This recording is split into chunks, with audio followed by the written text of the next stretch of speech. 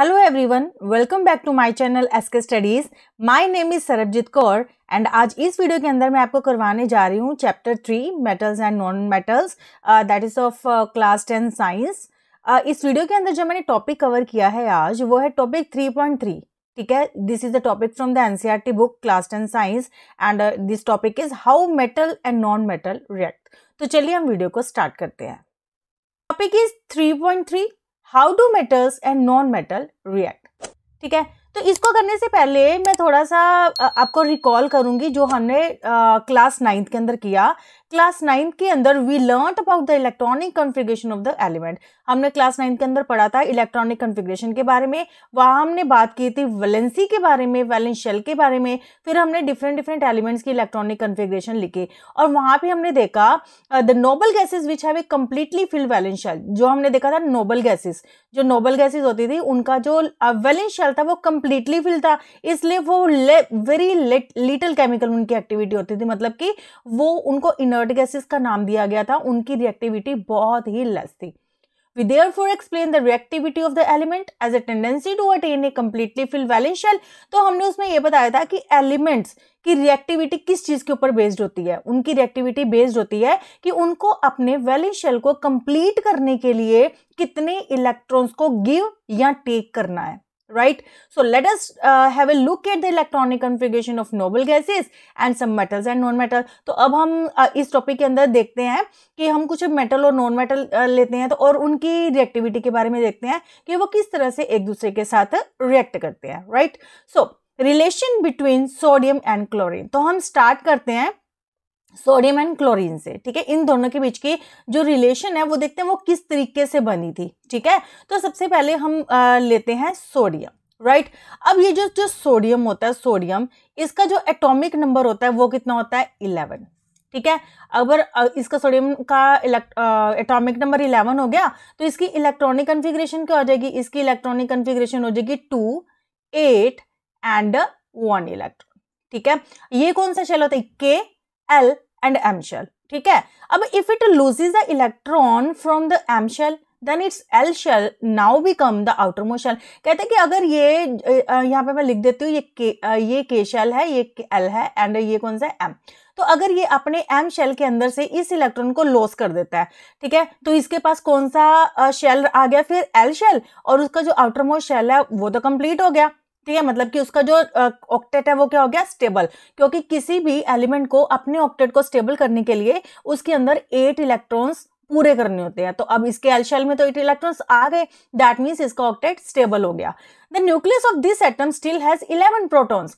अब इसके न्यूक्लियस में तो स्टिल 11 प्रोटॉन है, क्योंकि जो नंबर ऑफ प्रोटॉन्स होते हैं वो नंबर ऑफ इलेक्ट्रॉन्स के इक्वल होते हैं। ठीक है, अब अगर इसके पास नंबर ऑफ इलेक्ट्रॉन्स टोटल 11 थे तो दैट मीन्स इसके न्यूक्लियस के अंदर प्रोटॉन्स भी 11 ही होंगे।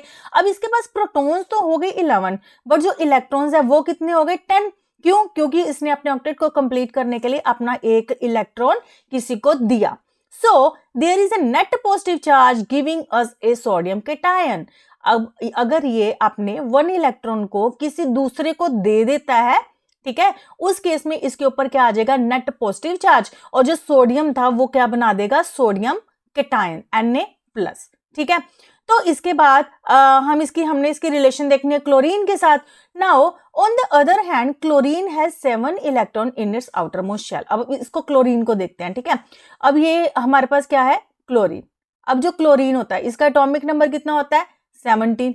ठीक है, अब इसकी इलेक्ट्रॉनिक कॉन्फ़िगरेशन कितनी आ गई? ये आ गई 2, 8 एंड 7। ठीक है, अब इसका ये जो ये शेल लिख देते हैं हम यहाँ पे K, L एंड M। ठीक है, अब इसका जो आउटर मोस्ट शेल है M शेल, इसके अंदर कितने इलेक्ट्रॉन है? 7 इलेक्ट्रॉन्स। ठीक है, ये 7 इलेक्ट्रॉन्स है in its outermost shell and it require 1 more electron to complete it octet. अब अगर इसको अपने ऑक्टेट को कंप्लीट करना है तो इसको कितने टोटल इलेक्ट्रॉन चाहिए थे? 8। ठीक है, इसका मतलब इसको एक इलेक्ट्रॉन चाहिए, ये एक इलेक्ट्रॉन किसी से लेगा। ठीक है, if sodium and chlorine were to react, अगर सोडियम और क्लोरीन को रिएक्ट करना है, the electron lost by sodium could be taken up by the chlorine. तो जो सोडियम के पास एक एक्स्ट्रा इलेक्ट्रॉन था जो उसने किसी को देना था वो क्लोरीन को लेना पड़ेगा। ठीक है। तो वो जैसे अब ये सोडियम था, अब सोडियम के पास सोडियम क्या था, Na+, अब क्लोरीन क्या है, Cl नेगेटिव, क्योंकि इसको अपना इलेक्ट्रॉन देना है, इसको अपना इलेक्ट्रॉन लेना है। ठीक है। After gaining an electron the chlorine atom gate a unit negative charge. अब जब क्लोरीन ने एक इलेक्ट्रॉन को लिया तो इसके ऊपर कितना चार्ज आ गया, नेगेटिव। ठीक है। ऐसा क्यों हुआ, क्योंकि सबसे पहले न्यूक्लियस के अंदर कितने प्रोटॉन थे, 17 प्रोटॉन, एंड इलेक्ट्रॉन भी पहले कितने थे, 17। अब जब उसने एक इलेक्ट्रॉन लिया, अब उसके ऊपर इलेक्ट्रॉन कितने आ गए, 18। ठीक है। तो इसकी वजह से इसके ऊपर एक नेगेटिव चार्ज आ जाता है और ये बन जाता है anion Cl negative. So both this element can have a give and take relationship between them. तो ये जो दो एलिमेंट है हमारे पास, सोडियम एंड क्लोरीन, अब इनके बीच में एक गिव एंड टेक रिलेशन होती है। ठीक है। अब वो रिलेशन कैसे होती है वो देखते हैं हम। अब देखो जो सोडियम था, सोडियम, ठीक है, इसके आउटरमोस्ट शेल में कितने इलेक्ट्रॉन थे, 1 इलेक्ट्रॉन। ठीक है। और ये जो था क्लोरीन, इसके आउटरमोस्ट शेल में कितने इलेक्ट्रॉन थे, 7 ना। तो यहाँ पे हम 7 ड्रॉ करते हैं, 2 to 4 to 6 and here is 7। ठीक है। अब इसने एक इलेक्ट्रॉन को किसी को देना है और इसको एक चाहिए, तो ये क्या करेगा, जो अपना इलेक्ट्रॉन है ना वो दे देगा क्लोरीन को।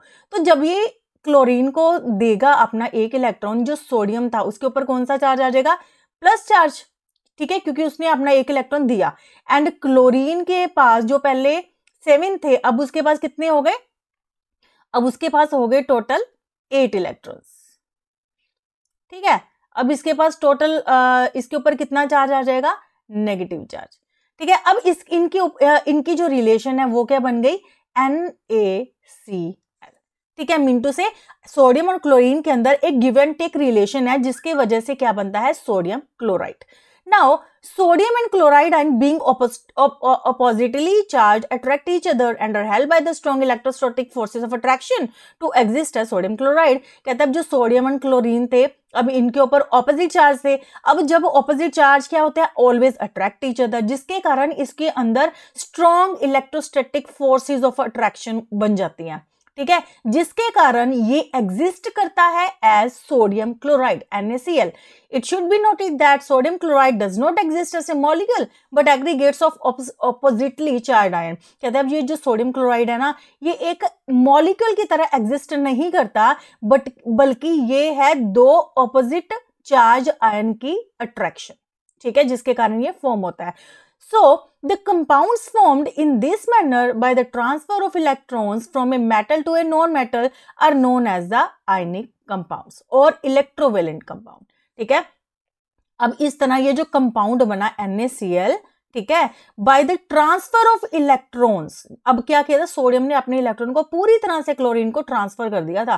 तो इस तरह से ट्रांसफर ऑफ इलेक्ट्रॉन से जो एक नया कंपाउंड बनता है between metal and non metal, उसको हम बोल देते हैं आयनिक कंपाउंड। और इसका दूसरा, उसको और क्या बोल सकते हैं, इलेक्ट्रोवेलेंट कंपाउंड।